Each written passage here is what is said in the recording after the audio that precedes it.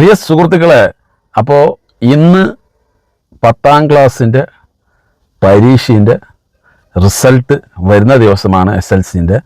അപ്പോൾ അറിയാം, നമുക്ക് ഒരുപാട് മാതാപിതാക്കൾക്ക് വലിയ പ്രതീക്ഷയാണ് മക്കൾ 10ാം ക്ലാസ് ഫസ്റ്റ് മാർക്ക് വാങ്ങി ജയിക്കും, അതല്ലെങ്കിൽ A+ എടുക്കുന്നൊക്കെ.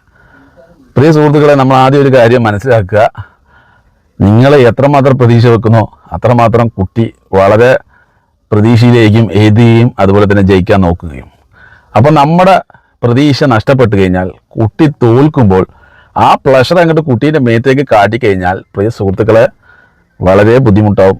കാരണം എപ്പോഴും കുട്ടികൾക്ക് പറഞ്ഞു കൊടുക്കുക, ഒരു വട്ടമല്ല 10 വട്ടം തോറ്റാലും പരിശ്രമിച്ചു കഴിഞ്ഞാൽ ഒരു ദിവസം വിജയമുണ്ടാവും. അത് ഏത് കാര്യത്തിലായാലും ശരി. ആ വിജയത്തിലൂടെ നമുക്ക് 100% ഇനി അങ്ങോട്ട് മുന്നോട്ട് പോകാം. അത് ഏത് മേഖലയിലായാലും ശരി. നമ്മൾ പരാജയപ്പെട്ടു എന്ന് പറഞ്ഞിട്ട് അവിടെ തന്നെ നമ്മൾ തളരുന്ന രീതിയിൽ അല്ലെങ്കിൽ തളർത്തുന്ന രീതിയിലുള്ള കാര്യങ്ങളും ഒക്കെ പറയുകയൊക്കെ ചെയ്തു കഴിഞ്ഞാൽ തീർച്ചയായിട്ടും കുട്ടികൾക്ക് ഇനിയിപ്പോൾ നമ്മൾ 10ാം ക്ലാസ്സിൽ തന്നെ ജയിച്ചിട്ട് അതായത് വിജയം മാത്രമേ നമ്മൾ ഉണ്ടായിട്ട് മുന്നോട്ട് പോയി എന്ന് കഴിഞ്ഞാൽ പെട്ടെന്ന് ഇടയിൽ ഒരു വട്ടം തോൽക്കുമ്പോൾ മനസ്സ് തളർന്നു പോകും. മനസ്സിലായ ജീവിതമൊക്കെ ചിലപ്പോൾ സ്വയം കളയാൻ നിൽക്കും. അപ്പോൾ തോൽക്കുന്നതും അത് വിജയത്തിനുള്ള ഒരു സ്റ്റെപ്പാണെന്നുള്ള രീതിക്ക് മക്കൾക്ക് പറഞ്ഞു കൊടുത്ത് മുന്നോട്ട് കൊണ്ടുപോകുക. പ്രിയ സുഹൃത്തുക്കളെ, പല പേരൻസും കുട്ടികളെ വളരെയധികം 10ാം ക്ലാസ്സിന് തോറ്റിട്ട് അല്ലെങ്കിൽ SLC തോറ്റിട്ട് വളരെയധികം മോശമായിട്ടൊക്കെ അവരോട് പെരുമാറുന്നതുകൊണ്ട് പല സംഭവങ്ങളൊക്കെ ഉണ്ടായിട്ടുണ്ട്. നിങ്ങൾക്ക് എല്ലാവർക്കും അറിയുന്നതാണ്.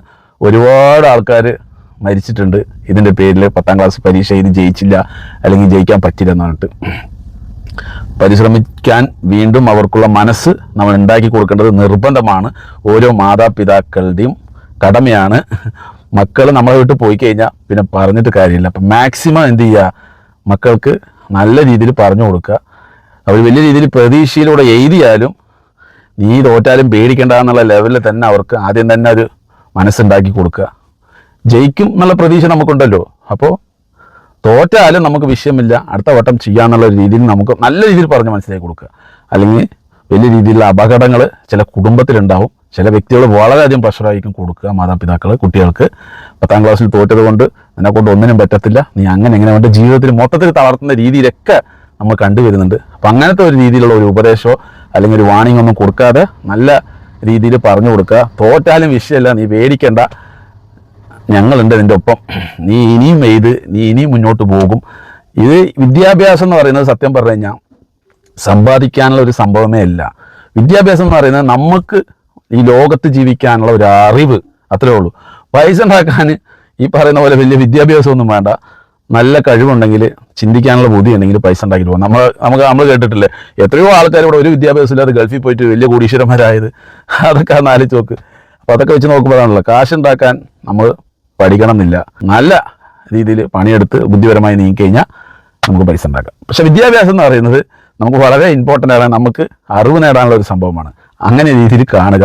ചില വ്യക്തികൾ അതൊരു തൊഴിൽ, നല്ലൊരു ജോലി, അങ്ങനെ വലിയ പ്രതീക്ഷയിലായിട്ടാണ് ഇതൊക്കെ ചെയ്യുന്നത്. അങ്ങനെയുള്ള ആളുകൾക്കാണ് തോൽക്കുമ്പോൾ വലിയ പരാജയം ഉണ്ടാക്കുന്നത്. അപ്പോൾ പ്രിയ സുഹൃത്തുക്കളെ, നിങ്ങളുടെ വിലപ്പെട്ട അഭിപ്രായം കമൻറ്റിൽ പറയുക. മാതാപിതാക്കൾ കുട്ടികൾ തോൽക്കുമ്പോൾ വലിയ രീതിയിൽ ഉപദ്രവിക്കുന്നത് അല്ലെങ്കിൽ നാണം കെടുത്തുന്നത്, അപമാനിക്കുന്നത്, ഇതൊക്കെ ശരിയാണോ എന്നുള്ളത് കമൻറ്റിൽ പറയുക.